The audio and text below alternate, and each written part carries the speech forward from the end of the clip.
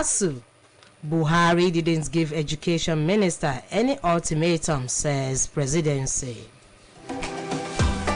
Still on ASUU issues, Ngige breaks silence as FG labels NLC's planned solidarity protest illegal. TUC gets new president amid litigation. Senate passes electricity bill. Buhari showcases 266 ecological projects, direct MDAs to publicize achievements.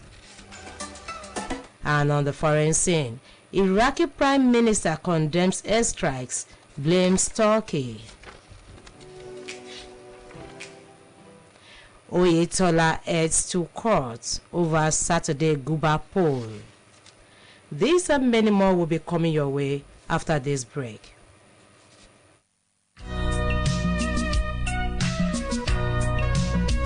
This is to inform the general public, especially those who intend to apply for the Higher National Diploma Program (HND) of the Osun State Polytechnic IRE for the 2022-2023 academic session, that the form is now available for sale at the sum of 15,000 naira only. Applicants are to log into ospoly.edu.ng. Courses are available in the faculties of Engineering, Information and Communication Technology, Science, Financial Studies, and Management Studies. Interested applicants are expected to possess credit passes in English language, mathematics, and any other 3 subjects in the areas of studies. There would be a qualifying exam for the applicants by end of August. Applicants are to use the ATM card of any bank. For more information, log on to www.ospoly.edu.ng or call 08034007555, 09055063355, and 07059606371.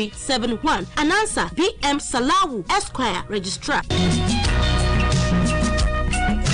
Arts and Science and Damiko Montessori International School, Cali. Oh yes, at Damiko College of Arts and Science and Damiko Montessori International School, located at number 1 Old Ibadan Road, Ajebandele, Ile-Ife. We have a standard classrooms with unmatched staff and pupil ratio. We develop students' intelligence through caring and all-round focused training, while making the learning style very inviting and innovative for holistic development. We run a global school with all-inclusive curriculum that prepare the students for global relevance. At Damiko Schools, we have highly passionate and motivated 21st century educators, and there is also an opportunity of learning foreign languages, home away from home body system. There is also Hope Model College and Damiko Montessori Nursery and Primary Schools at Origo Ife North. Enroll your child for both primary and secondary education. The admission form can be obtained at Damiko Montessori International School, number 1 Old Ibadan Road, Ajebandele, Ile-Ife, or Damiko Educational Institute, Kilometer 2, Edia Road, Ile-Ife. You can visit our website www.damikoschoolsng.com or call 0803 721 8120. Damiko Schools. Admission is in progress.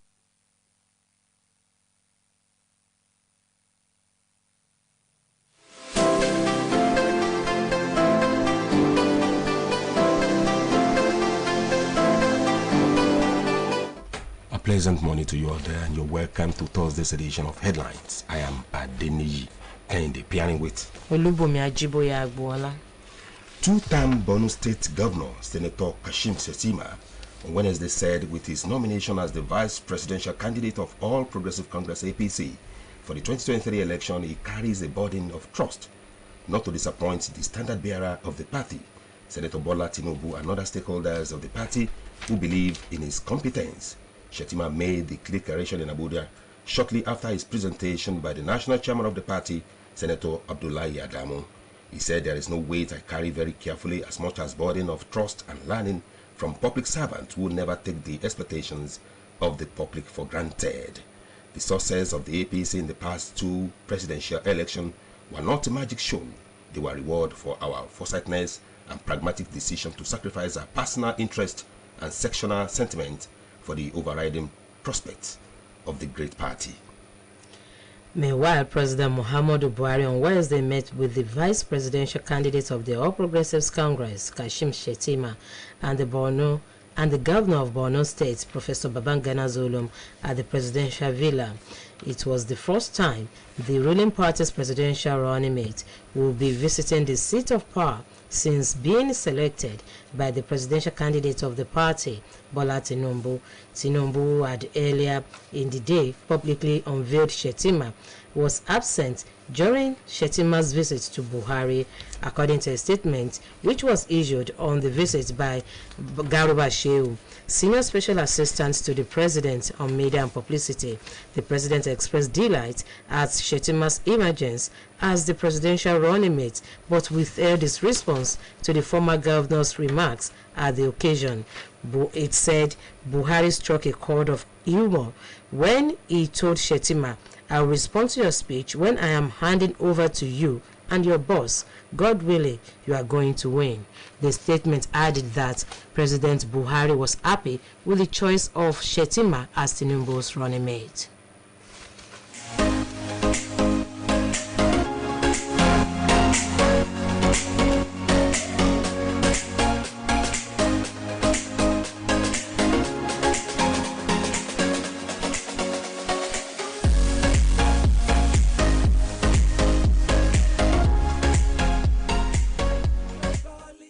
Academy, always a leader. Thinking of where to get qualitative education for your child? Think of Global Leaders Academy. Our creche, nursery, primary, and secondary schools are established in tandem with global standards with qualified and experienced teachers. At Global Leaders Academy, we have state-of-the-art facilities such as comfortable hostel accommodation with maximum security, well-equipped science laboratory, school buses, adequately furnished library, and many more. Oh yes, worship centers are available to accommodate each student's preferred religion. We also take our students for excursion on a regular basis. These and many more reasons are why Global Leaders Academy has been a choice school for parents who desire qualitative education for their children. Visit us today at Global Leaders Academy, located at Plot 1AMB, Oroki Estate, Lameko Junction, Oshogbo, or call 0815-928-0037. At Global Leaders Academy, we are not led, we lead, and always a leader.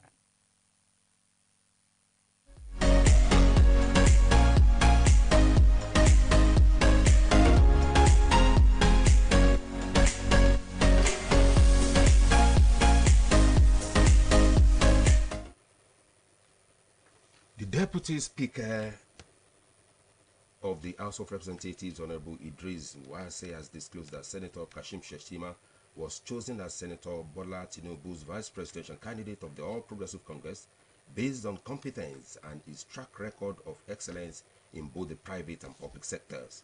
Wase disclosed this when he paid a congratulatory visit to the former governor of Borno State at his Maitama residence in Abuja. When asked about the uproar on the same faith ticket, Wase said Nigerians want learn to tolerate and trust one another irrespective of their religious belief, noting that both him and the Speaker, Honorable Femi Gbajabiamila, are Muslims and did not change anything in the House. He said the Tinubu-Shettima ticket is a good combination that will lead to success at the polls for the APC. Stayed on politics, the APC national chairman cautioned tendencies in the ruling party who lost out in the power game for the presidential ticket to rise above pettiness and bitterness and work for the success of the party in the February election. The two APC governors in the southeast, Hope Uzodinma and Dave Umahi of Imo and Ebonyi states respectively, were absent at the ceremony. In the same vein, Cross River State Governor Ben Ayade did not grace the occasion amid speculation that leaders of the party in the region were aggrieved that certain governors of the party from the southwest zone visited the River State Governor Nyesom Wike without consulting them. Both Umahi and Ayade lost out to Tinubu in the race for the party's presidential ticket. Adamu said the main opposition party, the People's Democratic Party, could take advantage of internal dissension within the ruling party to supplant it. Tinubu, in his presentation, restated his position that Shettima remains his best choice as running mate. The national grid on Wednesday suffered another system collapse, resulting in blackout in some parts of the country. Newsmen gathered that Electricity Distribution Company confirmed the development in a statement on Wednesday. It says they regret to inform members of the public that the collapse on the national grid at precisely 11:27 a.m. yesterday. This, of course, is going to be a talking point. What is your view on the blackout as the national grid collapses again in the country? Should we experience blackout as the national grid collapses in the country? This is going to be our talking points on your view segment. And the appropriate time, the number to dial is 081 8777 5777. The collapse of the national grid again in the country. Osun State Governor-elect Senator Ademola Adeleke was on Wednesday presented with a certificate of return by the Independent National Electoral Commission 72 hours after being declared as winner of the state governorship election. The deputy governor-elect Prince Kola Adewusi was also presented with certificate of return. INEC chairman Professor Mahmood Yakubu attributed the success achieved at the election to various innovations adopted by the commission during the poll. Represented by the supervising national commissioner, Professor Kunle Ajayi, Yakubu commended Osun electorate for coming out to vote. In his welcome address, Osun resident electoral commissioner, Professor Abdulgani Raji, highlighted steps that would deepen democracy in Nigeria and make electoral process each free. In the meantime, Osun State Governor Mr. Adegboyega Oyetola is set to challenge a victory of Governor-elect Senator Ademola Adeleke of the People's Democratic Party, who is the winner of the last Saturday's governorship election in the state. Barrister Kunle Adegoke SAN, a member of the governor's legal team, gave this indication while addressing newsmen. Barrister Adegoke, in his statement, said the legal team of the incumbent governor was still reviewing the results declared by INEC. According to reports, Mr. Abiodun Layo SAN is the leader of the legal team, with the statement that some lawyers are still interested in joining the team. Meanwhile, an appeal court sitting in Akure, Ondo State on Wednesday dismissed the suit instituted against Senator Ademola Adeleke challenging his emergence as the candidate of the People's Democratic Party in the just concluded Osun governorship election. The suit was filed by Dotun Babayemi, seeking the court's declaration as the PDP candidate for the July 16 governorship election in Osun State. The lower court sitting in Osogbo had earlier affirmed Adeleke as the candidate of the PDP, but dissatisfied with the ruling of the lower court. Babayemi approached the appeal court to challenge the ruling. Two factions of the party had on March 8, 2021 conducted parallel governorship primaries featuring Adeleke and Babayemi. Babayemi was declared the winner of the primary election held at the Children and Women Development Center in Osogbo, while Adeleke was declared as winner of the primary election held at Osogbo City Stadium. Adeleke was recognized as the duly elected candidate of the party by its National Working Committee, and his name was forwarded to the Independent National Electoral Commission. The Court of Appeal, in its judgment, upheld the verdict of the High Court and consequently dismissed Babayemi's appeal. President Muhammadu Buhari has declared that a total of 266 ecological projects have been completed across the country in the last 7 years. Speaking in Abuja at the launch of a compendium of ecological projects undertaken by his administration, the president, in a statement issued by his special advisor on media and publicity, Femi Adesina, said 332 ecological projects were approved during the period in review, out of which 266 were accomplished, while the remaining 66 are at different stages of completion. The president will launch the publication before the commencement of the weekly Federal Executive Council meeting (FEC), commended the secretary to the government of the Federation and the management team of the Ecological Project Office (EPO) for the judicious use of available resources for the effective implementation of approved projects, as well as the initiative for the publication. In order to leverage the benefits accruable to the government from the commendable efforts of the EPO and the effective communication of these projects through the publication, the president directed ministries, departments, and agencies (MDAS) which have not done so to showcase their performance and achievements to members of the public. And moving on to health-related stories, Nigeria Center for Disease Control and Prevention, NCDC, says that it is on a high alert for Marburg virus disease, although Nigeria's overall risk of both importations of Marburg virus disease and its potential impact on the Nigerian population is moderate. NCDC's Director General Dr. Ifedayo Adetifa, in a release, said that Nigeria's overall risk of Marburg virus disease is moderate based on the rapid risk assessment of the disease by the NCDCL-led multi-sectoral National Emerging Viral Hemorrhagic Disease Working Group. He said that the risk of importing Marburg virus disease into Nigeria is further reduced because of the current situation in Ghana is under control. An active case finding is ongoing in Ghana, saying that there is heightened surveillance in Togo and Benin. Dr. Adetifa added that many of the contacts under follow-up in Ghana will soon exit the 21-day quarantine period, and so far there have been no secondary cases reported. The national grid on Wednesday suffered another system collapse, resulting in blackout in some parts of the country. Eco Electricity Distribution Company ECET confirmed the development in a statement to newsmen. This is going to be our talking point on our views segment this morning. What is your view on the nation going again on national and blackout as a result of the national grid being collapsed in the country? The number to dial is 081-8777-5777. I think somebody is on the line. Yeah. Hello, good morning. Hello, good morning. Good morning, sir. I like to KAYEGBO. Welcome. That system collapse was due to insufficient and unstable generation. Transmission is okay.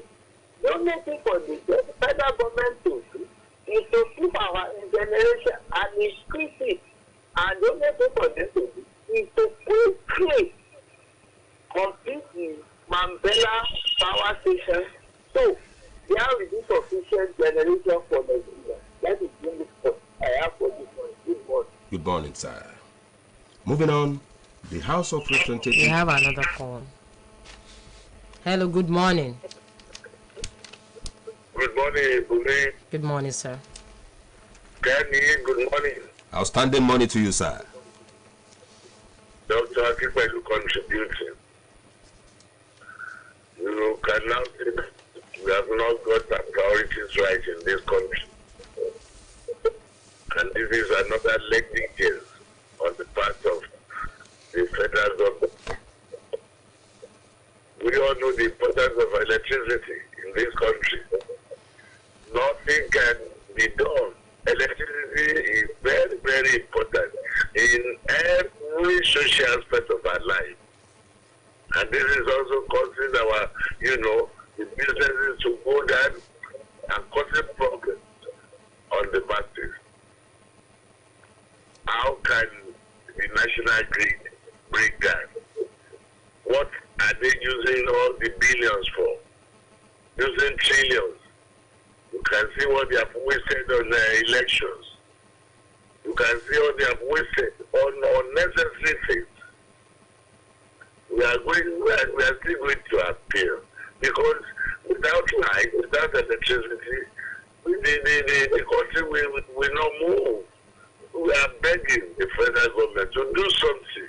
They cannot just be charging people for services not rendered. God bless this country. Good morning. Good morning, sir. Good morning, sir.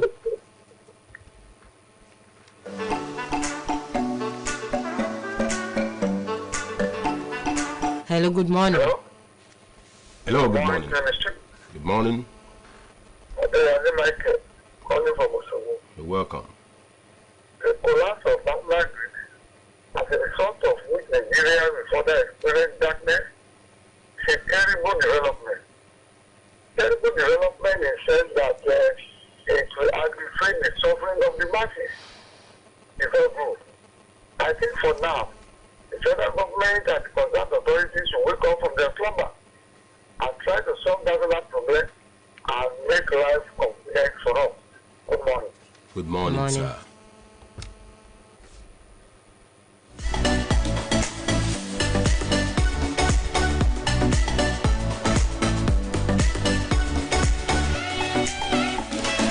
the meantime, the Senate has passed the Electricity Bill 2022 and called for increased investment and reform of the Nigerian electricity supply industry.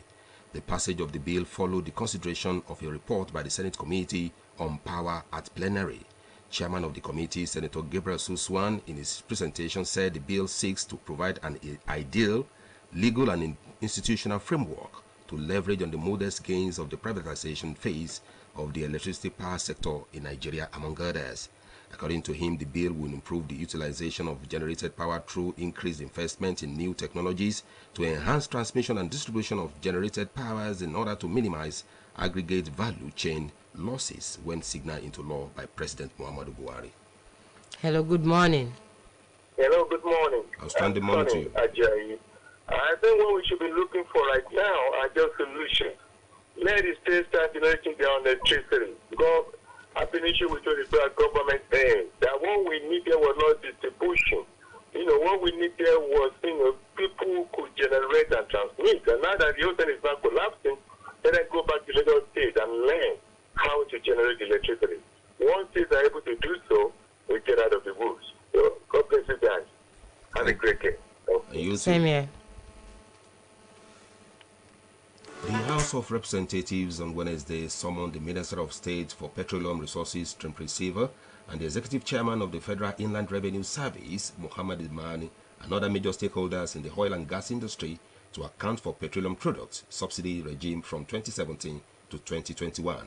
This followed the absence of the key major players at the investigative hearing organized by the House, at which virtually all the stakeholders shunned and sent representatives, which the lawmakers rejected and insisted that they must appear unfailingly on July the 27th. Speaking while declaring open the investigative hearing, the Deputy Speaker Idris Wase expressed disappointment over the absence of those in authority who were expected to come and give account of their stewardship to Nigerians. It disclosed that about 4.9 trillion naira was estimated to have been spent on subsidy within the period under review, and when added with this year's war would amount to 6 trillion naira. Hello, good morning. Oh, we lost it.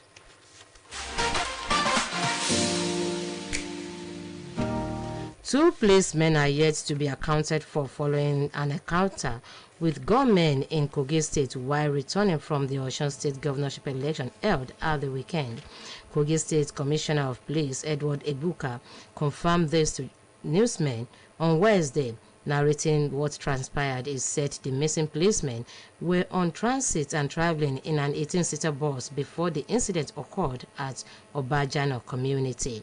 He disclosed that the security operatives were among the 21,000 personnel deployed by the Inspector General of Police for the just concluded governorship election in Osun State and were on their way to Nasarawa State while the bus conveying them got to Kogi State late in the night. The police commissioner said the vehicle, while in Kogi, developed a mechanical fault along the new bypass road some few meters away from the trailer park at Obajano Cement Factory.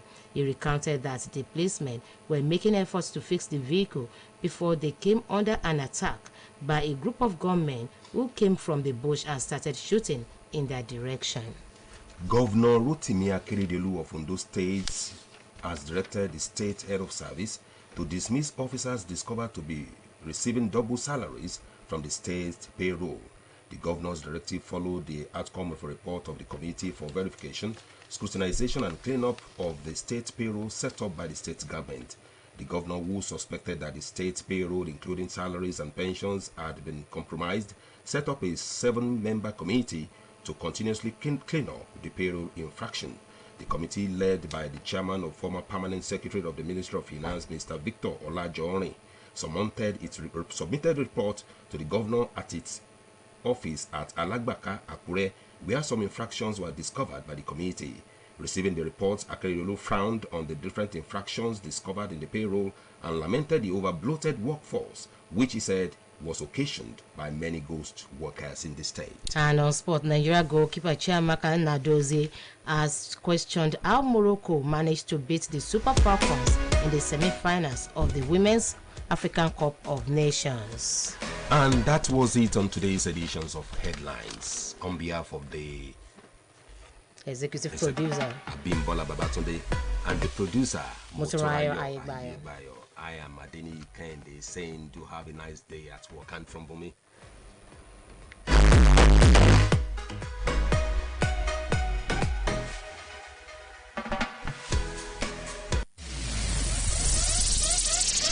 It's entertaining, it's educating, really informative, qualitative news as it breaks.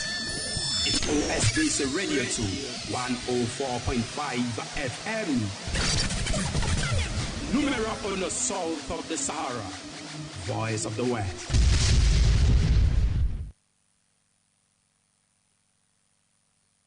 It's 8 o'clock at the time to join us for state news.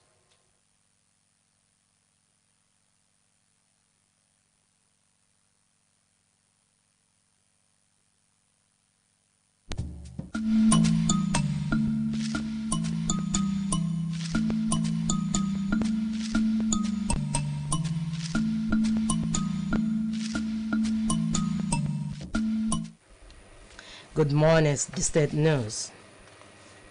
State Governor-elect Senator Ademola Adeleke has expressed appreciation to the people of the state for trusting him with their votes, assuring that he will never take their trust for granted. He stated this after receiving certificate of return in company of the Deputy Governor-elect Prince Kola Adewusi from INEC Supervising National Commissioner Professor Kunle Ajayi at the INEC Headquarters Media Center, Osogbo. The Independent National Electoral Commission says it will remain consistent in achieving its vision of becoming one of the best election management bodies in the world by acting on its core values of independence, impartiality, neutrality, and transparency. In his remarks at the event, the INEC Supervising National Electoral Commissioner, Professor Kunle Ajayi, commended the people of Osun State for the peaceful way they conducted themselves, saying the voter turnout was large with no major electoral violence incidents recorded. Professor Ajayi noted that the introduction of innovative technologies and processes such as the use of biomodal voter accreditation system, INEC election result viewing portal, election risk management tool, among others, significantly helped the Commission towards delivering seamless voter experiences. In his welcome address, Osun State Resident Electoral Commissioner Professor Abdulgani Raji, who stated that the election was conducted with utmost credibility, thanked the electorate for believing in the Commission. He tasked politicians to always ensure they fulfill their electoral promises to the masses. In the meantime, the state governor, Mr. Adegboyega Oyetola, is set to challenge the victory of Governor-elect Senator Ademola Adeleke of the People's Democratic Party, who is the winner in the last Saturday's governorship election.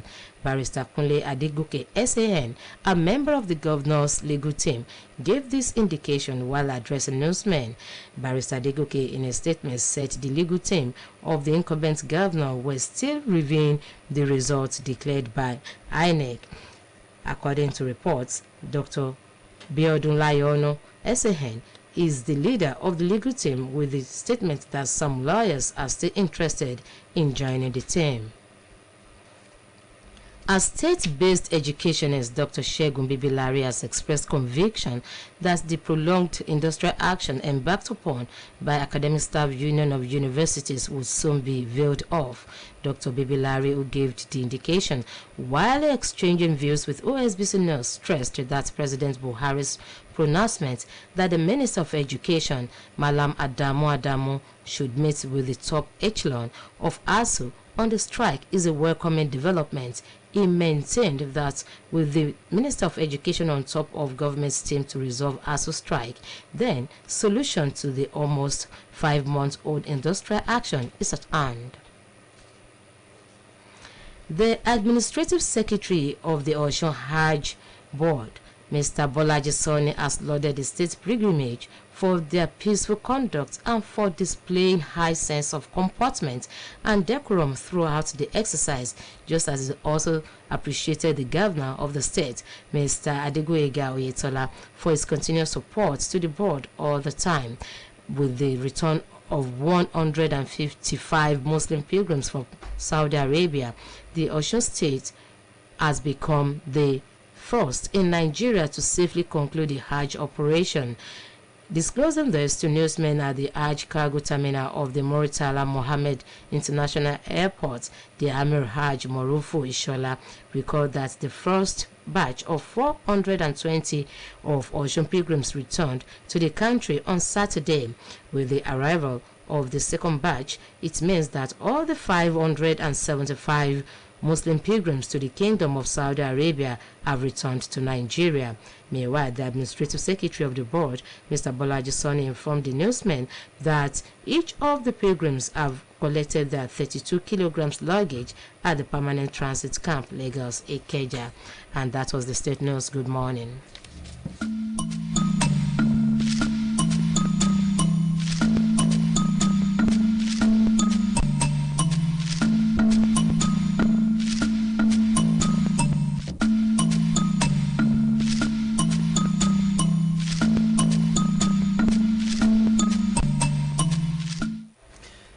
Ẹ káàárọ̀ ìròyìn ìpínlẹ̀. Gómìnà tí wọ́n dìbò yàn nípínlẹ̀ yìí sẹ́nitọ̀ Adémọ́lá Adélékè ti fẹ̀mí ìmoore hàn sáwọn èèyàn ìpínlẹ̀ yìí fún ìfẹ́ tí wọ́n ní sí i tó ṣokùnfà bí wọ́n ṣe fi ìbò rẹ̀ gbé wọlé tó sì ṣèlérí láti má já wọn nítàn mọ́. Sẹ́nitọ̀ Adélékè jẹ́jẹ́ ọ̀rọ̀ náà lásìkò tó ń tẹ́wọ́ gba ìwé ẹ̀rí olúborí pẹ̀lú igbákejì rẹ̀ ọba Kọ́lá Adéwùsì lórílẹ̀-èdè àjọ elétò ìdìbò nílùú Òṣogbo.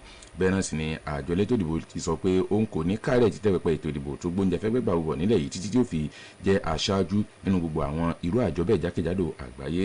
Ẹni tó jẹ́ alábòjútó àjọ náà nípìnlẹ̀ ọ̀jọ̀gbọ́n Kúnlé Àjàyí ló ṣèlérí ọ̀rọ̀ náà lásìkò tó ń fi ìwé ẹ̀rí mo jáwé olúborí lé sẹ́nitọ̀ Adémọ́lá Adélékè àti igbákejì rẹ̀ ọba Kọ́lá Adéwùsì lọ́wọ́. Ọ̀jọ̀gbọ́n Àjàyí tó gbósùbà fún ìṣesí àwọn èèyàn ìpínlẹ̀ yìí lápapọ̀ lásìkò ètò ìdìbò náà fún ìpamọ́ra àti ìfaradà tó mú kálàáfíà jọba pẹ̀lú bí wọ́n ṣe tún túyáyá jáde lọ́pọ̀ yanturu. Bẹ́ẹ̀ ló tún mẹ́nuba àgbéyọ̀ ẹ̀rọ BVAS bíi ohun tó ran àjọ náà lọ́wọ́ lọ́pọ̀lọpọ̀ pẹ̀lú àgbékalẹ̀ ojú ọpọ́n ìtàkùn ayélujára fún èsì ìbò àtàwọn irinṣẹ́ míì pẹ̀lú ìjáfáfá àwọn òṣìṣẹ́ àtàwọn òṣìṣẹ́ sáré májà tí àjọ náà ṣàmúlò lápapọ̀. Wáyé o, gómìnà Adégbóyèga Oyètọ́lá ti parí gbogbo ètò láti pẹjọ́ tako àbájáde èsì ìbò ọjọ́ àbámẹ́ta tó kọjá tájọ elétò ìbò ti kéde sẹ́nitọ̀ Adémọ́lá Adélékè bíi àtẹgbẹ́ òṣèlú PDP bíi olúborí. Amòfin Kúnlé Adégòkè tó jẹ́ ọ̀kan nínú ìgbìmọ̀ agbẹjọ́rò gómìnà Oyètọ́lá ló ṣiṣẹ́ lójú eegun ọ̀rọ̀ náà fáwọn oníròyìn wípé ìgbìmọ̀ àwọn agbẹjọ́rò ọ̀hún ló ti ń ṣiṣẹ́ lórí àgbéyẹ̀wò èsì ìbò tájọ elétò ìbò kéde náà.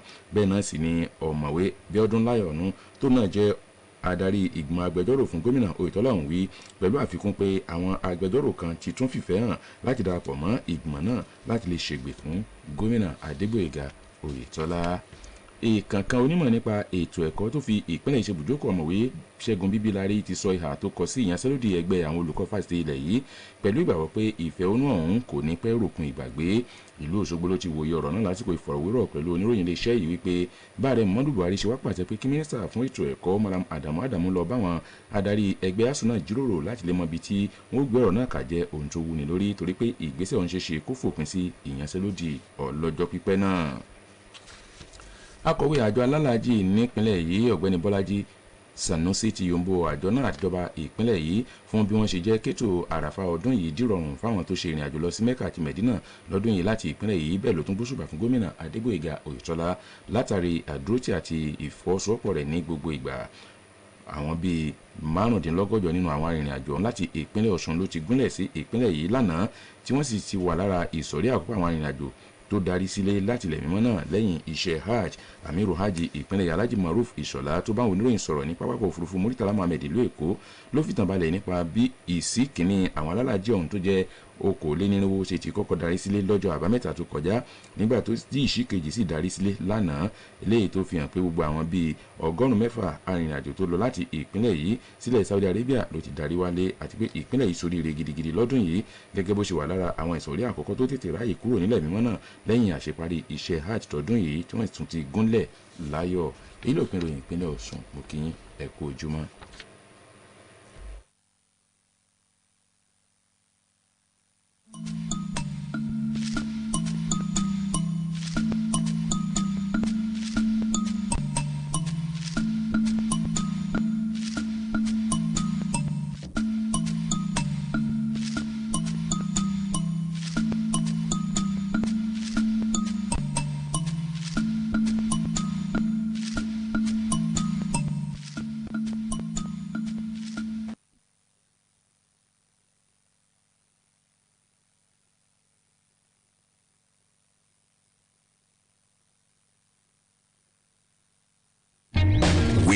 are reinvented to serve you better. From natural gas to hydrogen and the energy from the sun, we will continue to reliably deliver energy to the world. Driven to be the dynamic global energy company of choice, we create greater value for our stakeholders with integrity, excellence, and sustainability. We are NNPC Limited, ushering you into a new era of growth. NNPC Limited, energy for today, energy for tomorrow.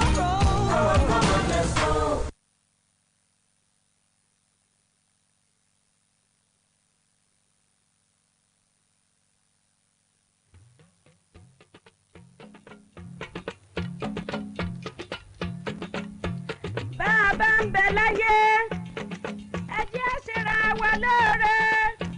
Bí ẹ bá wà láàyè, ẹ jẹ́ gbọ́rọ̀ ara wa rò.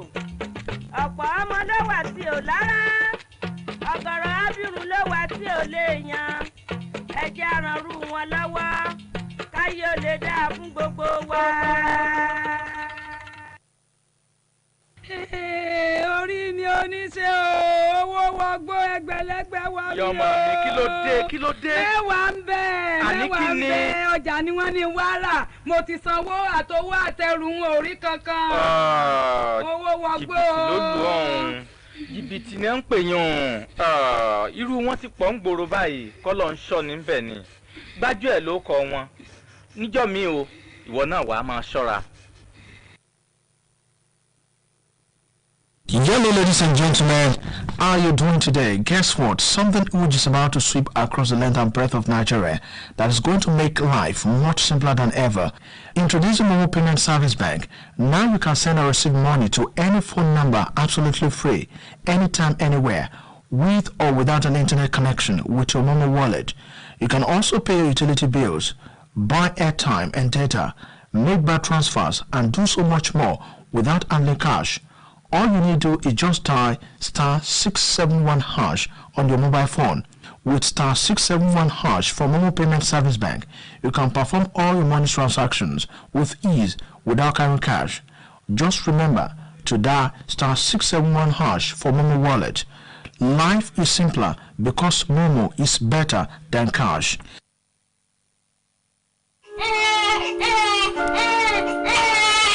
Madam Emma Barika ẹ kú ewu ọmọ mo ní kí n sọ fún yín pé àwa ń dábẹ́ fọmọbìnrin nílé ìwòsàn tiwa ní ìní o kẹ́ má bàa lọ fowó wa síta ẹ má sì lọ sọ́dọ̀ àwọn kọ́sọ́ngbó àtàwọn àgbà àtijọ́ yẹn nígbà tá a bá dábẹ́ fún ọmọ yín tán in fact ẹ tún mẹ́lòmíì wá ní nítorí pé akọ́ṣẹ́mọṣẹ́ là wà níbí. ó dáa dókítà màá sọ fún baálé mi tán bá ti dé. kò tiẹ̀ nílò kọ́ ọ̀dárú ọ̀rọ̀ bá ń dúró dè mí ọ̀rọ̀ burúkú ni tí ń rùn létí nítorí òsán náà ń bẹ̀ ọ̀gá elétò ìlera ẹ jẹ́ mọ́ torí ń tẹ́ẹ̀jẹ́ kẹ́ mọ́ fẹ̀mí àwọn ọmọ ọlọ́mọ wéwu. ewu bíi báwo my dear brother you see ọdún kẹẹ̀ẹ́dọ́gbọ̀n tí mo ti wà lẹ́nu iṣẹ́ ìní kò sí yọnu kódà kò bú mi lọ́wọ́ rí. ìjà fọ̀rọ̀ lẹ ọkùnrin dókítà yìí àníwọ̀n dábẹ́ fọmọ tèmi àṣà tí ọ̀dà kankan ni ẹ mọ́ fi ẹ̀fí àṣà burúkú kan so mí àwọn èrò ẹ̀yìn kan rárá kódà àwọn àgbà àtijọ́ tẹ̀ ń wí gan-an tí wọ́n ti ṣe olóòlà wọn ì dábẹ́ fọmọbìnrin ní tèmi o àtàrà ilé mi èèwọ̀ lábẹ́ dídá n ò wá ní dákẹ́ láti máa fojú àwọn òbílẹ̀ jẹ́ tó bá ń hurúwà báyìí léde fún gbogbo ayé rí. ẹ̀yin abiyamọ ẹ má ṣe jẹ́ kẹ́nikẹ́ni dábẹ́ fọmọbìnrin yín mọ́ toró ohun tó wà lẹ́yìn ọ̀fà ó ju òjé lọ.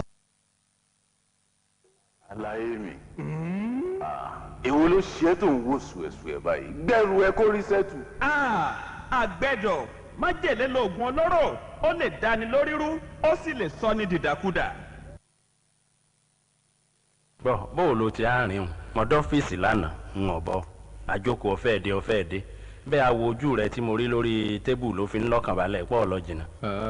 fíọ ọ̀nà mi ti jìn wáyé ó mọ̀ pé bí n bá ṣe báwọn bọ́gà báyìí dé tí ò rí mi tí ò rí jàsà kwérì tí ó gbélé gbọ̀nàgbọ̀nà báyìí ni bọ́ọ̀bà ti fẹ́ sá kó lọ́fíìsì ìwọ sábọ̀ bàtà sábẹ́ tébù bó o sì jóbi gbé báàgì kọ sára àga kó sì lè fi kóòtù kọ sókè mo rò pé òrìn jìnnà ni. èyí ò dáa o ẹ ṣiṣẹ́ yín bí iṣẹ́ kí bùbá yín ó lè bòdodo. lógun lẹ́kọ̀ọ́ ẹni tó ń lọ́nu. èèyàn rẹ̀ ló sì pé ní ti ń lọ. àpamọ́lẹ́kùnjà ayé mọ̀ ni. dàkẹ́ kìnìún fi mí lẹ́jà ẹja kó lójú níbo ló dà bọ̀dọ̀ ń portfolio. ẹ̀yin guys mo lẹ́rù kan ní port ń fẹ́ lọ clear ni mo dẹ̀ ń láti wá market fún immediately. dákẹ́ ń bẹ̀ ẹrù kínni òpùrọ̀ burúkú afẹ́fẹ́ ti fi àtirídìí adìẹ ògbólógbò gbájú ẹ̀ ọ̀ lẹ́rù bí kankan ṣé o sì mọ̀ ẹ̀ ń bá jẹ gbì á kú gbì. ọ̀kàrẹ̀ ọkọ mi Àníkẹ́ sí àwa lọ́dọ̀ àwọn ilẹ̀ tá a kó jọ sínú gọ́tà agbára òjò ó gbé lọ. ó ti yá màámi ẹgbẹ́ ẹrù mi. ìyá Àníkẹ́ ṣọ́ọ̀ṣì wàá dáa lọ́ọ̀ tí ẹ bẹ̀rù bá gba òjò bá lọ gbọ́mọ yìí lọ ń kọ́ àti pé bí kọ́tà bá kún yóò fàdíwọ́ fún ṣan omi yàlẹ́ ń bọ̀ nù o tó bá sì ṣẹlẹ̀ tán àtàbára alẹ́ tàbára oko ohun tí ò dá o rédíò Ọ̀ṣun ní ké tantan pé ká mọ̀ dalẹ̀ kọ́tà mọ́. ẹ̀yin èèyàn mi ò níbo la wà yìí láti gbé ń fakọyọ. 104.5 la wà yìí láti gbé ń fakọyọ. Come on everybody, let's go! Daddy yo, mommy yo, brother, sisters, radio wọ́n lẹ́ o máa gbọ́. 104.5 máa ní. No rival. Lókè balẹ̀ nílùú Òṣogbo. Daddy yo, mommy yo, brother, sisters, radio wọ́n lẹ́ o máa gbọ́. 104.5 máa ní. Lókè balẹ̀ nílùú Òṣogbo. Láti rédíò Ọ̀ṣun 104.5 FM ilé àwòyé òkè balẹ̀ Òṣogbo ní báyìí akọ́tún ètò káyégbọ̀ lámọ̀mọ́fín.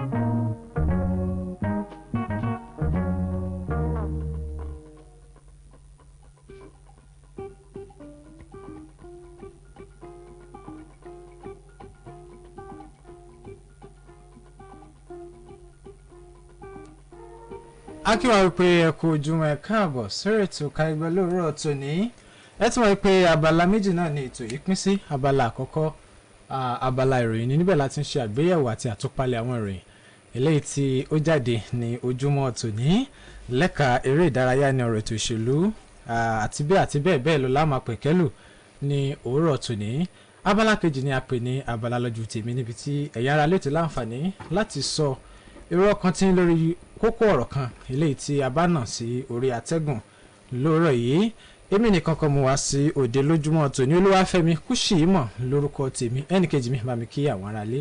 mo kí yín ẹ̀yin aráalé kú ẹ̀kú ojúmọ́ ẹ̀sìn kú ojúmọ́ ọmọ ní gbogbo ibi tí afẹ́fẹ́ ìkànnì yìí tó bá ń ṣe bẹ́ẹ̀ tó ń fẹ́lẹ́ dé ẹ káàbọ̀ sórí ọ̀tún ètò yín Káyégbọ́ láàárọ̀ tòní abala kejì ọ̀hún náà tó jẹ́ lójú tèmi níbẹ̀ láti máa ṣàgbéyẹ̀wò ojú tí ẹ̀yin aráalé fi wo àbá àwọn ẹgbẹ́ òṣìṣẹ́ ilẹ̀ yìí ẹgbẹ́ òṣìṣẹ́ ọba ilẹ̀ yìí tí àwọn náà ní àwọn ogun lè yanṣẹ́lódì láti darapọ̀ mọ́ àwọn ẹgbẹ́ olùkọ́ iléèwé gíga yunifásitì ńlẹ̀ yìí tí wọ́n ti wà lẹ́nu yanṣẹ́lódì fún ìgbà pípẹ́ díẹ̀ sẹ́yìn ṣó yẹ kí ó rí bẹ́ẹ̀ ṣó yẹ kí wọ́n ogun lè yanṣẹ́lódì ọ̀hún bákan náà la tún fẹ́ kẹ́ ẹ dá sí pé ṣó yẹ kí ìjọba àpapọ̀ dúró dìgbà tí àwọn òṣìṣẹ́ bá tó gùn lè yanṣẹ́lódì kí wọ́n tó dá wọn lóhùn eléyìí náà ni ohun tí a máa gbé yẹ̀wò lójú lábala lójú tèmi láàárọ̀ tòní. tó kó tó di pé a kan lọ agbami ìròyìn gan nísànsán jẹ́ ká wo àwọn kókó eléyìí tí ìròyìn ọ̀hún tí ó gbé kárí ní òwúrọ̀ tòní jẹ́ kí n bẹ̀rẹ̀ láti apá bí wọ́n ní ààrẹ Muhammadu Buhari gbàlejò Kashim Shettima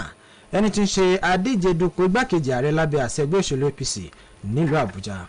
ìdí rèé tí mo fi gbọdọ̀ dé ipò ààrẹ orílẹ̀-èdè yìí Tinubu ló sọ bẹ́ẹ̀. Akérédolú ti pàṣẹ kí wọ́n gbaṣẹ́ lọ́wọ́ àwọn òṣìṣẹ́ ìjọba kan eléyìí tí wọ́n ń gba ìlọ́po méjì owó oṣù ní ìpínlẹ̀ Ondo.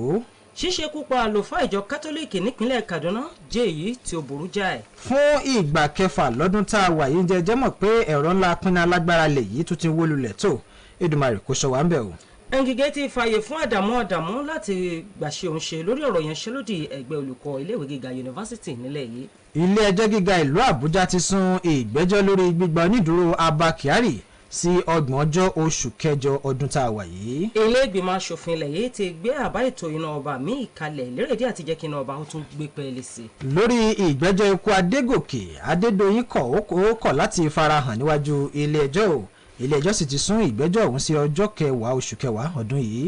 àwọn ọmọ orílẹ̀-èdè Nàìjíríà tó ń gbé nílẹ̀ òkèèrè jẹ́ àwọn tó ní ọgbọ́n ìmọ̀ ìwé jùlọ lágbàáyé dábìrì eré wa ló sọ bẹ́ẹ̀. so wọ́n ní ìyàwó ilé kan dáná sun ọkọ rẹ̀ lórí ẹ̀sùn wípé ó lójú míì níta ìpínlẹ̀ Ọ̀ṣun lọ̀rọ̀ ti gbé ṣẹlẹ̀ ó gbọ́ lágbẹ̀dọ̀bà. ààrẹ Muhammadu Buhari bẹnu àtẹ́ lù bí àwọn ajínigbé ṣe gbẹ̀mí àlùfáà ìjọ kátólíìkì nílùú Kaduna. ọgbà bẹ́ẹ̀ wọ́n ní àwọn agbébọn kọlu agbègbè kan ní ìpínlẹ̀ Taraba wọ́n dẹ̀mí àwọn ènìyàn légbodò wọ́n sì bà ọ̀pọ̀lọpọ̀ dúkìá jẹ́ láwọn agbègbè kan. Gbajabiamila tèmi kọ́ ló lu jìbìtì tó ń jẹ́jọ́ lọ́wọ́ nílé ẹjọ́ kan lẹ́kọ̀ọ́. lórí ìròyìn eré ìdárayá àwọn agbábọ́ọ̀lù obìnrin ilẹ̀ nàìjíríà wọ́n ti kọ̀ láti ṣe ìgbáradì fún ìdíje wafcon látàrí àjẹmọ́nú eléyìí tí kò tí ì di sísan. ìjọba àpapọ̀ kìlọ̀ fẹ́ bá àwọn òṣìṣẹ́ ọba nílẹ̀ yìí láti má ṣe gùnlé ìyanṣẹ́lódì. wọ́n yí àtàwọn ìròyìn míì lẹ́ láǹfààní láti jẹ ìgbádùn ẹ̀ lóòrọ̀ tó ní bàbá padà dé ẹ̀lẹ́mbẹ̀ ẹ̀kú kalẹ̀.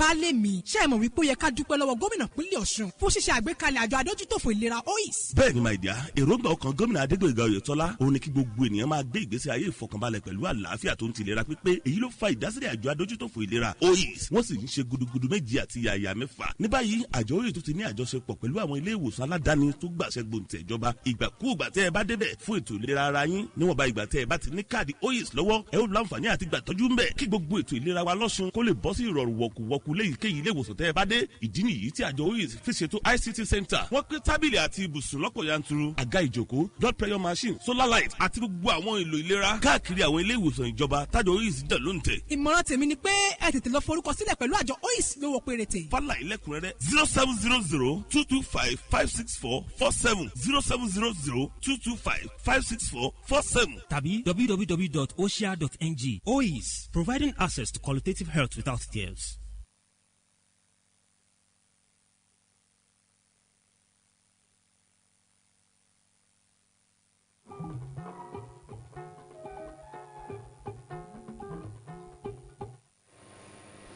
ààrẹ Muhammadu Buhari ti ní òun yóò fèsì sí ọ̀rọ̀ ìwúrí tí Shettima ẹni tó ń díje nípò igbákejì ààrẹ lábẹ́ ẹgbẹ́ òṣèlú APC sọ. ààrẹ Muhammadu sọ̀rọ̀ yìí nígbà tí aṣíwájú Ahmed Tinubu ẹni tó ṣàfihàn Shettima gẹ́gẹ́ bí igbákejì rẹ̀ lánàá ṣàbẹ̀wò sí ààrẹ nílẹ̀gbẹ́ rẹ̀ nílùú Àbújá gẹ́gẹ́ bí ààrẹ ṣe wí látẹnu agbẹnusọ fún iléeṣẹ́ ààrẹ Garba Shehu tó jẹ́ olùdámọ̀ràn pàtàkì fún ààrẹ lórí ètò ìròyìn nígbà tó ń fèsì ọ̀rọ̀ lórí ohun tí Shettima sọ nígbà náà ló ní òun yóò fèsì sí ohun tí Shettima sọ gẹ́gẹ́ bí ọ̀rọ̀ ìwúrí tó bá di ọdún 2023 nígbà tí wọ́n bá ń gbé èkó da ìṣàkóso orílẹ̀-èdè Nàìjíríà fún Tinubu gẹ́gẹ́ bó ṣe wí ó ní òun gbàgbọ́ wípé aṣíwájú Ahmed Tinubu tó ń díje nípò ààrẹ orílẹ̀-èdè yìí àti Shettima ni òun yóò gbé èkó da ìṣàkóso orílẹ̀-èdè Nàìjíríà fún tó bá di ọdún 2023 bákan náà ni ààrẹ wa fi kún ọ̀rọ̀ rẹ̀ wípé òun gbàgbọ́ wípé Shettima yóò ṣe dáadáa gẹ́gẹ́ bí igbákejì ààrẹ àti wípé kí àwọn ọmọ orílẹ̀-èdè Nàìjíríà kí wọ́n lọ rè fọkànbalẹ̀ lórí ọ̀rọ̀ òun. tó lórí ìròyìn tó kà táwọn ní ààrẹ Muhammadu Buhari gbàlejò gómìnà tẹ́lẹ̀ rí ní ìpínlẹ̀ Borno tó tún jẹ́ adíje dupò igbákejì ààrẹ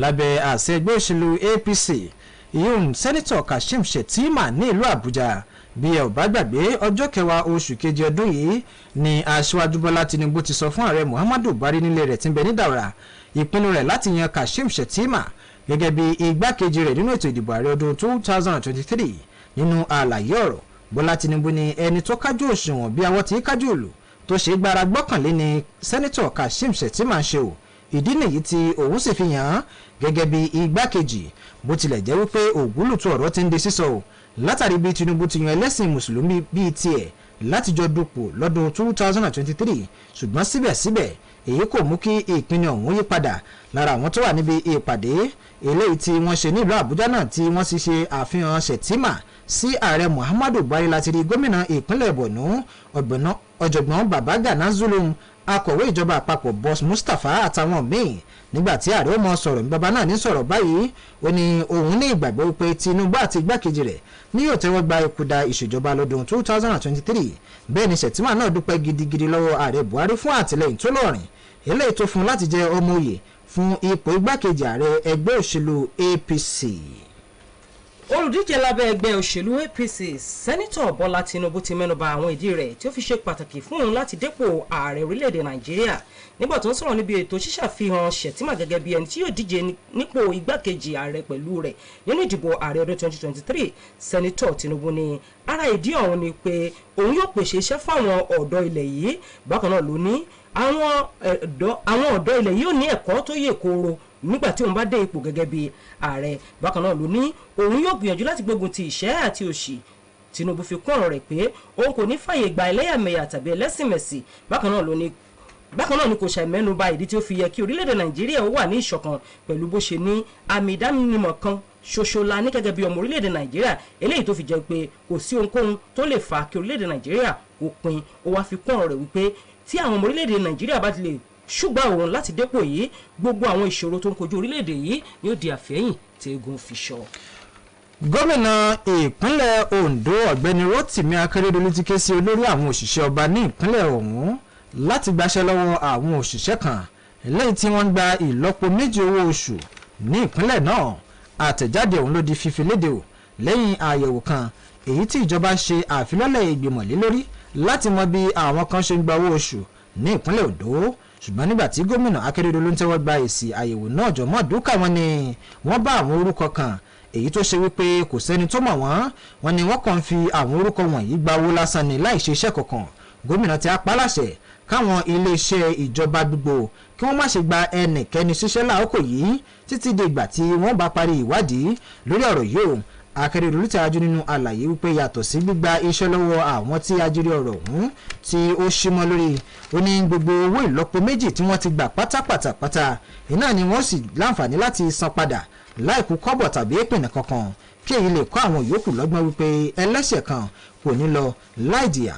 Ó wá gbóṣùbà fún ìgbìmọ̀ tó ṣe àgbékalẹ̀ àti àyẹ̀wò ọ̀rọ̀ náà pàápàá jùlọ bí wọn ti fi igbá kan bọ ọ̀kan nínú ṣùgbọ́n wọn ní mílíọ̀nù 500 náírà ó dín díẹ̀ ní ìjọba ìpínlẹ̀ Ondo ti pàdánù sákàtà àwọn tí wọ́n ń gba owó oṣù lẹ́ẹ̀mejì yìí. Ààrẹ Muhammadu Buhari ti fojú láì fi wo ìṣẹ̀lẹ̀ bí àwọn ajínigbé ṣe ṣekú pa àlùfáà ìjọ kátólíìkì tí wọ́n jí gbé àlùfáà John Chebium ti jọ kátólíìkì tó wà ní Kavacha ẹni tí wọ́n rí òkú rẹ̀ lẹ́yìn ọjọ́ mẹ́rin tí wọ́n ti jí gbé nígbà tó ń fèsì látẹnu olùdámọ̀ràn fáàrẹ lórí ètò ìròyìn Malam Shehu Garba nílùú Àbújá. Ààrẹ Muhammadu Buhari ní inú òun bàjẹ́ pẹ̀lú bí àwọn amòkùnṣìkà ṣe ń dààmú àlàáfíà orílẹ̀-èdè Nàìjíríà láìbẹ̀ṣùbẹ̀gbà àti bí wọ́n ṣe ń ṣe ìkọlù sí àwọn ọmọ orílẹ̀-èdè yìí eléyìí tó ní ó ti mú èbù ẹ̀yìn bá ọ̀rọ̀ ètò ààbò orílẹ̀-èdè Nàìjíríà. Ààrẹ Muhammadu Buhari ní òun ti ṣe pàdé pọ̀ pẹ̀lú àwọn tọ́rọ̀ ètò ààbò orílẹ̀-èdè yìí kan àti ọ̀nà àti wójútó sí bí àwọn iṣẹ́ òkọ́kọ́ ọ̀hún ṣe ń kọlu àwọn ènìyàn láìbẹ̀ṣùbẹ̀gbà ní gbogbo ìgbà. Ààrẹ fi kún ọ̀rọ̀ rẹ̀ wípé ìṣekúpa àlùfáà ìjọ kátólíìkì ọ̀hún jẹ́ eléyìí tó bà nínú jẹ́ púpọ̀. Bákan náà ni ààrẹ tó fi dá àwọn ọmọ orílẹ̀-èdè Nàìjíríà lójú pé òun yóò sa gbogbo ipá òun láti rí pé òun fòpin sí àwọn ìṣẹ̀lẹ̀ ìṣekúpani tó ń ṣẹlẹ̀ lórílẹ̀-èdè yìí ní lemọ́lemọ́. Ààrẹ tó fi kún ọ̀rọ̀ rẹ̀ wípé òun ti ránṣẹ́ ìbánikẹ́dùn sí agbáríjọ ẹgbẹ́ àwọn ọmọlẹ́yìn Kristi nípínlẹ̀ Kaduna àti ẹbí olóògbé ọ̀hún.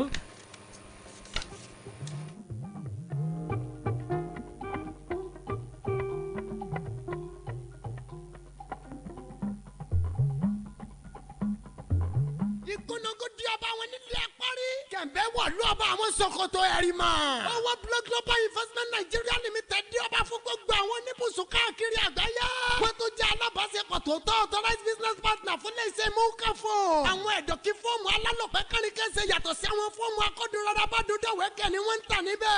different sizes of form bẹ́ẹ̀ bá ṣe fẹ́ sí lọ́pọ̀ yanturu. kílò bẹ́sìt àti bẹ́ẹ̀ bẹ́ẹ̀ lọ́lẹ́dẹ̀ wọ́ pẹ̀sẹ̀ tó bá yẹ tẹ kó sọgbà. àwọn ni wọ́n tún ṣe omi inú ọ̀rá tó gbàgbọ́rọ̀ kan. owó blow pure water. àtọ́mi inú ike tó dára tó next table water. bákan náà ni wọ́n ń ta wáìnì ọlọ́kọ̀ òjò kan pẹ̀lú ọtí ẹlẹ́rìí dòdò níbẹ̀. ilé iṣẹ́ owó blow ń wá alágbàtà fún mọ́kàfọ̀n báyọ̀. iye tí ilé iṣẹ́ mọ́kàfọ̀n gbé àwọn ọjà yìí jáde náà láwọn gbé fún yín pẹ̀lú commission ti yín. wọ́n wà ní moka building beside senator fasemi house the day state Òṣogbo Asun state telephone 08033974110. owó block Global Investment Nigeria Limited. ẹ̀yin lọ̀gá gbogbo wọn. Akin pé ẹ káàbọ̀ padà sórí ètò tó wọ́n ní ẹ̀rọ ńlá pínlẹ̀ alágbára ilẹ̀ yìí tó ti ń wó lulẹ̀. èyí sì di ìgbà kẹfà tí irúfẹ́ ìṣẹ̀lẹ̀ yìí yóò máa ṣẹ̀ lọ́dún 2022. iléeṣẹ́ tó ń pín iná ẹ̀ka ti ìpínlẹ̀ Èkó ló sọ èyí di mímọ̀ wípé lóòrọ̀ àná ni ẹ̀rọ apínlẹ̀ ọ̀hún tún wó lulẹ̀ o ṣùgbọ́n tí wọ́n ní wọ́n ti ń ṣe akitiyan láti lè mọ ohun tó fà á tí ó fi ń wó lulẹ̀ nígbà gbogbo àti láti lè mọ pàtó àkókò tí wọ́n ṣe àtúnṣe sí i. Lójú òpó abẹ́yẹfò Twitter iléeṣẹ́ tó ń pín iná ẹ̀ka ti ìpínlẹ̀ Èkó ní ọ̀rọ̀ ohun ti di fífi léde o. Bí ẹ ò bá gbàgbé ọ̀sẹ̀ bíi 5 sẹ́yìn ni ẹ̀rọ apínná yìí wo fún ìgbà 5 lọ́dún yìí. Èyí tó sì ṣẹlẹ̀ yìí wọ́n ní ó ṣeéṣe o kí àwọn agbègbè kan má rí iná ọba lò títí di ìgbà tí wọ́n bá fi ṣe àtúnṣe sí i. Ẹ̀ẹ̀mejì ọ̀tọ̀ọ̀tọ̀ lówó nínú oṣù kẹta ọdún yìí, ẹ̀ẹ̀mejì náà nínú oṣù kẹrin, ẹ̀ẹ̀kan lóṣù tí ó lọ. Èyí tó sì tún ṣẹlẹ̀ yìí ló fi dé ìgbà kẹfà nínú ọdún yìí tí ẹ̀rọ ńlá pinna ilẹ̀ yìí yóò máa wó lulẹ̀ ní Nàìjíríà. Lórí ọ̀nà ọba lánàá ọjọ́rú nílé ìgbìmọ̀ asòfin àgbà ilẹ̀ yìí gbọ́ àbá iná ọba fọdún 2022 eléyìí tó wà níbàámu pẹ̀lú àwọn ọmọ ìgbìmọ̀ tó wà fọ́rọ̀ iná ọba nílẹ̀ yìí. Alága ìgbìmọ̀ tó wà fọ́rọ̀ iná ọba Sẹ́nitọ̀ Suzwan tinú ẹgbẹ́ òṣèlú PDP láti ìpínlẹ̀ Benue sọ nínú ọ̀rọ̀ rẹ̀ pé àbá òun wà fún láti ṣàgbéyẹ̀wò sí àwọn ọ̀nà tí òfin ńlá kalẹ̀ láti ṣàfihàn àwọn àǹfààní tó wà nínú títa iná ọba fáwọn aládàáni. Ó fi kún rẹ̀ pé àbá òun yóò tún jẹ́ kí àwọn aládàáni ó kó wọn lé okòwò iná ọba nílẹ̀ yìí, eléyìí tó ní yóò tún jẹ́ kí iná ọba ó tún kálé kakò síwájú sí i, tí ó sì tún jẹ́ kí àwọn olùdókòwò iná ọba ó tún rí èrè jẹ sí i. Nínú ọ̀rọ̀ rẹ̀ alága ìgbìmọ̀ tó mójútó ọ̀rọ̀ iná ọba ní ilé ìgbìmọ̀ asòfin àgbà ilẹ̀ yìí ọ̀gbẹ́ni Suswan ní àbá ọ̀hún bó bá dòun tán yóò túbọ̀ jẹ́ kí àwọn ọmọ orílẹ̀-èdè Nàìjíríà ó tún máa jẹ̀gbádùn iná ọba sí i. Tó onídàájọ́ Emeka Nwite ti ilé-ẹjọ́ gíga ìlú Àbújá ti sún ìgbẹ́jọ́ gbogbo onídùúró Abba Kyari sí 30 oṣù kẹjọ ọdún tí a wà yìí. Abba Kyari àtàwọn ẹ̀mẹ̀wà rẹ̀ ni wọ́n dúró jẹ́jọ́ níwájú ilé-ẹjọ́ látàrí wípé wọ́n ní ọwọ́ nínú gbígbé àti títa oògùn olóró nígbà tí ó ń rọ ilé-ẹjọ́ láti jọ̀ọ́ síjú àánú oníbàárà rẹ̀. Agbẹjọ́rò Onyechi Ikpeazu Sani ní ṣe wọ́n ní ó rawọ́ ẹ̀bẹ̀ wípé kí ilé-ẹjọ́ dákun kóró ti ìkọlù tàwọn karambà nìkan eléyìí tó kọlu ọgbà àwọn Kùjé kí wọ́n sì gba onídùúró Abba Kyari. Ó ní olúwa mi bẹ́ẹ̀ bá wo ohun tí ó ṣẹlẹ̀ yìí ní ọjọ́ burúkú èṣùgbọ́n mímu yìí. Ó ní kì í ṣe wípé àwọn atiláwí yìí kọ̀ dídé ya wọ ọgbà àwọn Kùjé nìkan. Ó ní wọ́n lò tó wákàtí bíi 3 nínú ibẹ̀. Ó ní kẹsì máa wò ó láàrin wákàtí 3 yìí jẹjẹ́ mọ̀ wípé oníbàárà tòun àtàwọn ẹ̀mẹ̀wà rẹ̀ torí ìbẹ̀rù Ọlọ́run tí ń bẹ ní ọkàn àyà wọn ni wọn ò fi sá lọ, tó sì jẹ́ wípé nínú ọgbà ẹ̀wọ̀n yìí kan náà iná ni wọ́n wà nígbà tí ìṣẹ̀lẹ̀ ọ̀hún tí ó fi ṣẹlẹ̀. Ó ní èyí gan náà tó lọ́tọ̀ kí ilé-ẹjọ́ dákun gba onídùúró Abba Kyari. Ó ní bí wọ́n bá sì gba onídùúró fún wọn èyí kò ní di ìwádìí tí iléeṣẹ́ ọlọ́pàá àti ilé-ẹjọ́ ọ̀hún ṣe èyí tó ń lọ lọ́wọ́ lórí ọ̀rọ̀ ọ̀hún. Gbogbo ìgbàkúùgbà tí ilé-ẹjọ́ bá sì nílò wọn láti farahàn níwájú ilé-ẹjọ́ náà ni wọ́n sì ṣe kíni wọ́n sì wá yọjú sí iwájú ilé-ẹjọ́ o. Agbẹjọ́rò kejì náà sọ̀rọ̀ ó ní kí ilé-ẹjọ́ ro ti àrùn jẹjẹrẹ eléyìí tó ń bá aya Abba Kyari fínra kí wọ́n sì gba onídùúró rẹ̀, ṣùgbọ́n ilé-ẹjọ́ nítọ̀ àwọn sún ìgbẹ́jọ́ ọ̀hún sí 30 oṣù kẹjọ ọdún tá a wà yìí nígbà tí ìgbẹ́jọ́ ọ̀hún yóò máa tẹ̀ sọ́wọ́ wájú. Lórí ọ̀rọ̀ ìyanṣẹ́lódì ẹgbẹ́ àwọn olùkọ́ iléèwé gíga yunifásitì lórílẹ̀‐èdè yìí àti gbèdéke tí ààrẹ Muhammadu Buhari fún mínísítà fétò ẹ̀kọ́ láti wójútó sí ọ̀rọ̀ ọ̀hún. Ọ̀gá àgbà fún ètò ìròyìn ààrẹ Muhammadu Buhari ọ̀gbẹ́ni Garba Shehu ti jáde bọ̀m̀bọ̀ pé lórí ìgbésẹ̀ iléeṣẹ́ ààrẹ ilẹ̀ yìí lórí ọ̀rọ̀ náà gẹ́gẹ́ bó ṣe wí.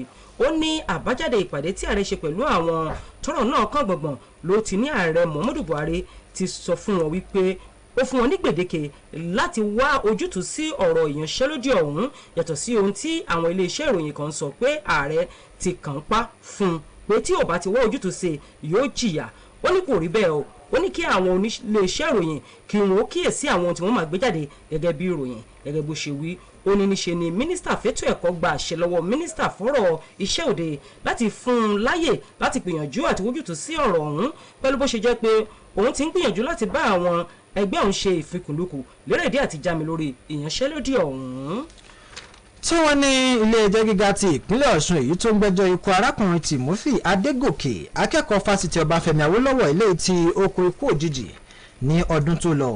Ó ti sún ìgbẹ́jọ́ sí ọjọ́ 10 oṣù kẹwàá ọdún tá a wà yìí láti lè fààyè gba àwọn àkọsílẹ̀ kan kí wọ́n farahàn níwájú ilé-ẹjọ́ o. Ramon Adédoyin ẹni tí ń ṣe olùdásílẹ̀ ilé ìtura Hilton Hotel tó wà ní Ilé Ifẹ̀ níbi tí Timothy Adégòkè mí èémí ìgbẹ̀yìn sí àtòwọn àtàwọn bíi 6 míì ni wọ́n dúró káwọ́ pọ̀yìn rújọ́ níwájú ilé-ẹjọ́ o. Ṣáájú ni àwọn afẹ̀sùnkanní ti sọ fún ilé-ẹjọ́ wípé àwọn fẹ́ ṣe àwọn àfikún kan lórí àwọn ẹ̀sùn tí wọ́n lẹ̀ mọ́ ara Adédoyin àtàwọn míì tí ilé-ẹjọ́ sì nítọ̀ bó bá di ọjọ́ Àlàmísì Thursday ọjọ́ 14 oṣù keje àwọn yóò gbọ́ ẹjọ́ náà ṣùgbọ́n wọ́n ní wọn ò láǹfààní àti gbọ́ ẹjọ́ yìí lọ́jọ́ alárùbá tó lọ tí wọ́n sì sún sí àná òde yìí ṣùgbọ́n kàyéfì ibẹ̀ ni wípé pẹ̀lú bí àwọn agbẹjọ́rò láti igun méjèèjì ti farahàn níwájú ilé ẹjọ́ wọ́n ní ìjẹ́jẹ́ mọ̀ wípé Adédoyin fúnra rẹ̀ ò farahàn níwájú ilé ẹjọ́ o bó tilẹ̀ jẹ́ pé àwọn 6 tó kù àwọn yọjú ń tiyàn adájọ́ àgbà ní ìpínlẹ̀ yìí onídàájọ́ Adépèlé Òjó eléyìí tí ó mójútó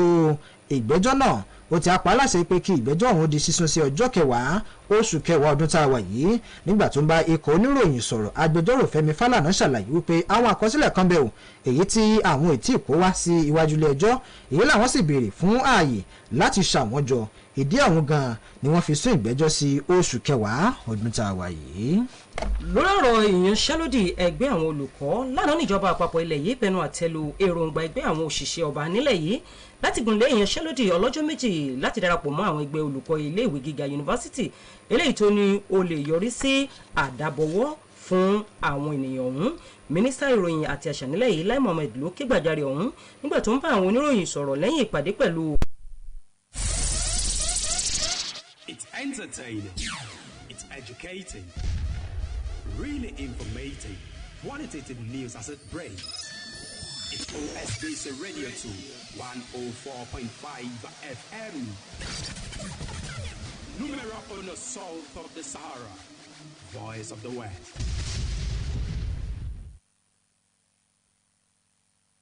ọ̀kan ṣoṣo àjànàkú tí ń gbó kìjikìji 104.5. láti rédíò ṣe 104.5 FM ilé àwòyé òkè baálẹ̀ òṣogbo nígbà tí aago 9 ti lò akọ́ntún ètò kúkú ayé pẹ̀lú Idris Alómọ̀ọ́lá nìyàn ní ẹ̀ máa gbọ́. ẹjọ́ ètò bàbá ètò kúngú ayé máa ló kàn ẹ jẹ́ ká ṣàyè lábẹ́ tọ́lá nìyàn Idris